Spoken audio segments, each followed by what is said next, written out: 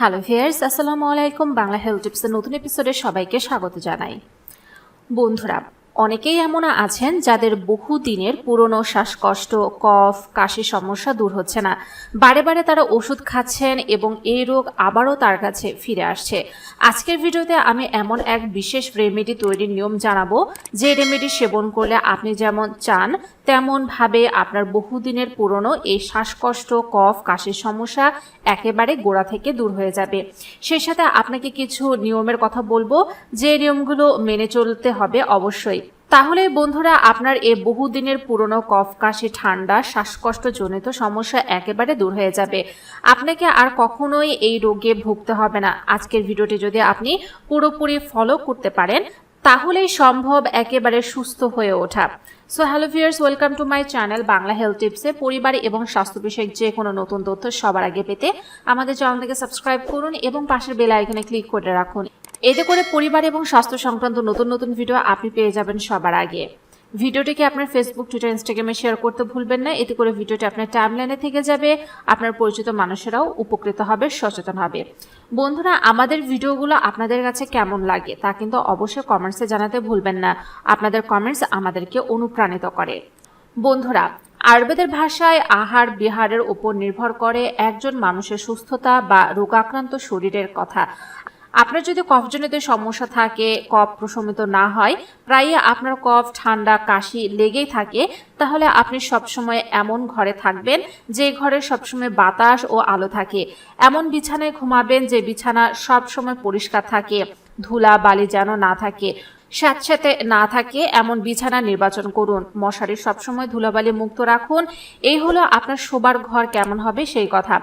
দ্বিতীয়ত, আপনি সবসময় পরিষ্কার কাপড় পরিধান করবেন। তৃতীয় বিষয় হলো আপনি কি খাবেন। এই বিষয়টি অত্যাধিক গুরুত্বপূর্ণ। যাদের এই ধরনের কফজনিত সমস্যা রয়েছে তারা কখনোই ঠান্ডা পানি খাবেন না, ফ্রিজের কোনো খাবার কখনোই খাবেন না। আপনাদের সবসময় হালকা গরম পানি পান করতে হবে। চেষ্টা করবেন সকালবেলায় ঘুম থেকে ওঠার পরে হালকা গরম পানি পান করতে। এবং বন্ধুরা, সবসময় আপনার চিন্তা থাকবে গরম গরম খাবার খাওয়ার। মিষ্টিজাত খাবার এই ধরনের রোগকে আরও বাড়িয়ে দেয়। এই জন্য আপনি মিষ্টি খাবার কম খাবেন, বরং আপনি তিতা স্বাদের খাবার বেশি খাওয়ার চেষ্টা করুন। আপনি প্রতিদিন কাঁচা আদার রস, গোলমরিচের গুঁড়ো এবং 1 চামচ মধু মিশিয়ে খাবেন। এতে করে এ রোগ সবসময় প্রশমিত থাকবে। গলা ভারী, গলার ভিতর খুসখুস করা, কাশি এই ধরনের সমস্যা থাকবে না। সবসময় 2-1টি করে লবঙ্গ খাবেন। লবঙ্গ অবশ্যই ফুলসহ নেবেন। ফুলসহ লবঙ্গ যদি আপনি চিবিয়ে খান রাতে ঘুমোতে যাওয়ার আগে, তাহলেও এই রোগ প্রশমিত হবে। 2 থেকে 3টি কাঁচা আমলকি আপনি রস করে বা চিবিয়ে খেতে পারেন। দুপুরে ভাত খাওয়া 30 মিনিট আগে বা 30 মিনিট পরে আপনি এটি খেতে পারেন। কাঁচা আমলকি যদি না পাওয়া যায় তাহলে শুকনো আমলকি বা আপনি ত্রিফলার পাউডার রাতে 1 চামচ ভিজিয়ে রেখে সকালবেলায় পানিটি ছেঁকে নিয়ে আপনি খেয়ে নিন। এটি যদি আপনি টানা 21 দিন খেতে পারেন তাহলে দেখবেন আপনার এ রোগ অনেকটা প্রশমিত হয়ে গেছে। আর যাদের এ রোগ পুরনো না, সবেমাত্র ঠান্ডা, কাশি, সর্দি দেখা দিয়েছে, তাহলে 21 দিনেই এ রোগ একেবারেই দূর করা সম্ভব। কিন্তু যাদের বেশি দিনের সমস্যা তারা আরও বেশি দিন খেলেও কোনো সমস্যা নেই।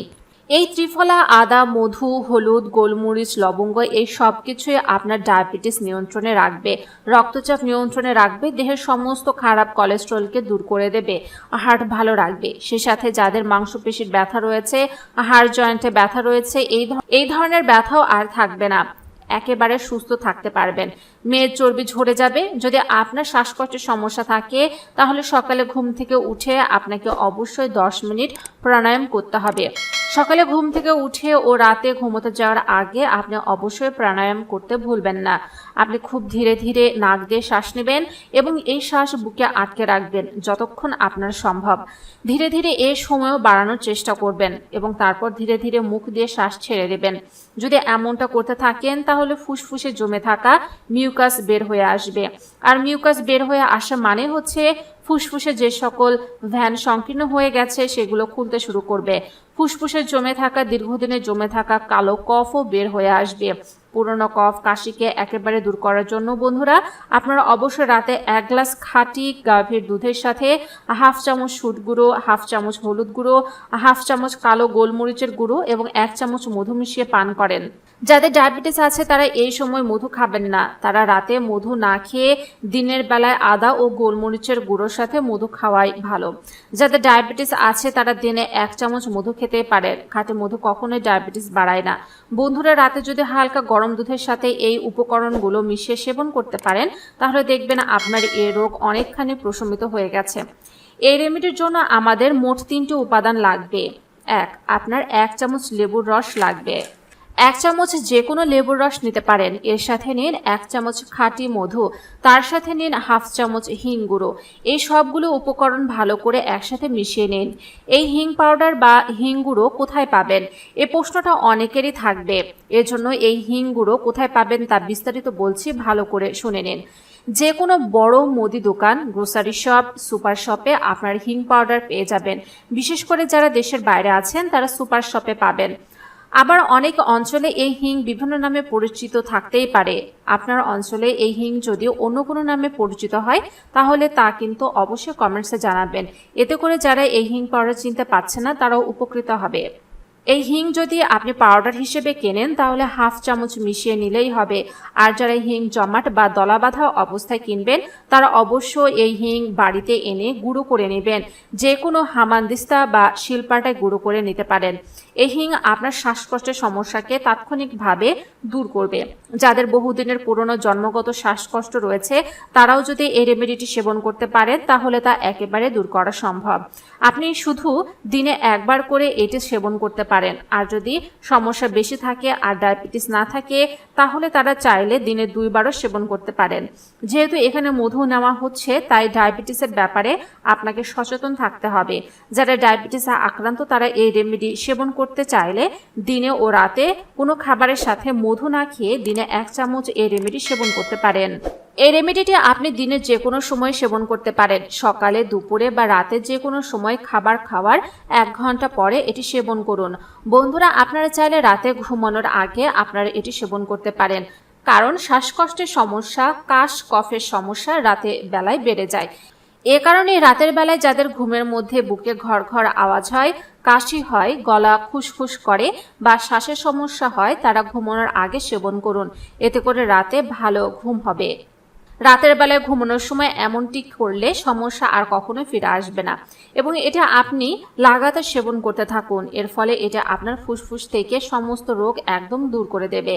আর এই রেমেডিটি 1 বছর থেকে শুরু করে বৃদ্ধ বয়স্ক পর্যন্ত সকল মানুষই সেবন করতে পারেন। শিশুদের ক্ষেত্রে লেবুর রস চা চামচে 4 ভাগের 1 ভাগ, মধুও একই পরিমাণে নিতে হবে। হিং নিতে হবে 1 চিমটি পরিমাণ। বয়স অনুযায়ী এর পরিমাণ বাড়বে। আপনার বয়স অনুযায়ী যদি আপনি আপনার পরিমাণটি নির্ধারণ করতে না পারেন বা না বুঝতে পারেন তাহলে কমেন্ট করুন, আমি পরিমাণ বলে দেব। আমি যে পরিমাণের কথা বলেছি তা 18 থেকে ততোর্ধ্বদের জন্য বলেছি। বন্ধুরা, আজকের এই রেমেডিটি যদি আপনি আপনার শ্বাসকষ্টজনিত সকল সমস্যার জন্য সেবন করেন তাহলে আপনি নিশ্চয়ই ভালো ফল পাবেন।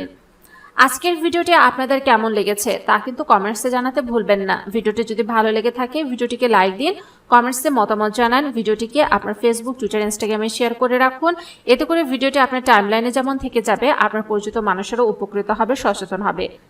যারা এখনও আমাদের চ্যানেলটিকে সাবস্ক্রাইব করেননি, পরিবার এবং স্বাস্থ্য বিষয়ক যে কোনো নতুন তথ্য সবার আগে পেতে আমাদের চ্যানেলটিকে সাবস্ক্রাইব করুন এবং পাশে বেল আইকনে ক্লিক করে রাখুন। এতে করে পরিবার এবং স্বাস্থ্য বিষয়ক নতুন নতুন তথ্য আপনার কাছে পৌঁছে যাবে সবার আগে।